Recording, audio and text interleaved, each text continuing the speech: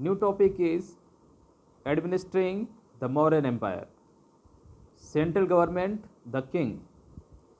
At the apex of whole administration was the emperor, who was the fountainhead of all authority.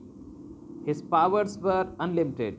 He was the lawgiver, the supreme judge, the commander of the army, and the chief executive.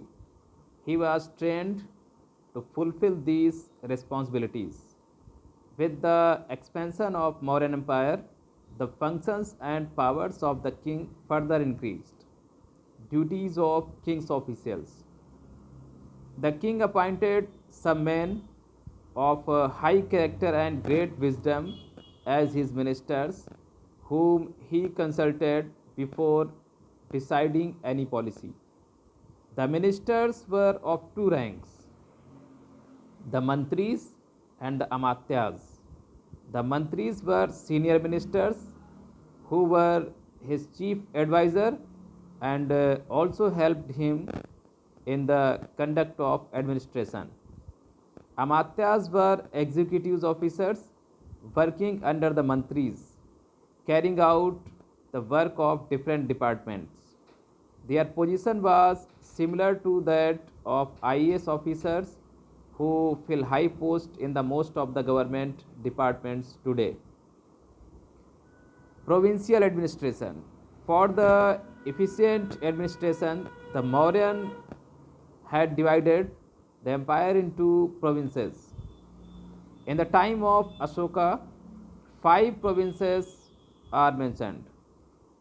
The northern province with its capital at Takshila, the western province with its capital of Ujjaini, the southern province with its capital at a place called Swarnagiri, the Kalinga province with its capital at Tosali, and the home or the central province with their capital at Pataliputra. The governor of each province was styled as Kumara or Aryaputra and was generally a prince of royal blood. The vast Mauryan Empire must have included, besides the imperial provinces, a number of conquered states left more or less autonomous on a feudatory basis. The term Sangha applied by Kautilya to Saurashtra, Kamboja, and several clans in the Punjab probably indicates that these were self-governing states. Local administration. The provinces were divided into districts. The district was called Janpada. It had 3 important officials, namely Pradeshika, Rajuka, and Yukta. The Pradeshika was directly responsible to the Samrat and was to supervise the work of various departments within their own territorial spheres. The Rajukas were appointed over many hundreds and thousands of people. Originally, they were revenue officers, but they also exercised judicial functions. Yukta was subordinate to both of them. Ashoka had granted them greater freedom both in the investigation of crimes and their punishment. Cities. For administrative purpose, the cities were divided into a number of wards. Every city had its own court of justice, where the judge was assisted by a number of non-officials. In some cities like Pataliputra, the city superintendent was, according to Megasthenes, assisted by a board of 30 members divided into 5 subcommittees. City were well protected by moats and fortification. The moat of Pataliputra, the capital, was 100 feet wide and 80 feet deep.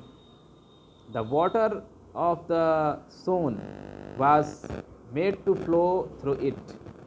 There was a wall surrounding the city with 64 gates and 570 towers. The archers were posted at the towers who could prevent the enemies from attacking the city. The village administration was under a Gramini who was assisted by a council of village elders. The office work was done by Gopa, who used to keep a careful record about the number of households and their inmates, the extent, boundary, and ownership of fields and gardens, crops grown upon them, the taxes due to from them, and condition of roads, water courses, inns, temples. Village elder used to settle petty civil disputes. The other cases were decided by a court consisting of three officials and three jurors. Superior civil services.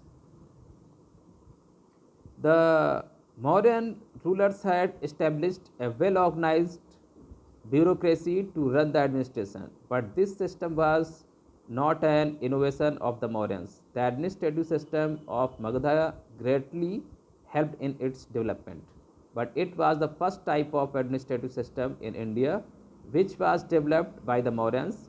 It greatly helped in laying a solid foundation of the Mauryan Empire, but it was a very expensive system. All of the officers were paid very high wages. A head of the department was called Mahamantra. They formed the ruling class of the Mauryan administration. It seems that all the officers were not Kshatriyas. Besides Kshatriyas, members of other castes were also recruited in the civil services.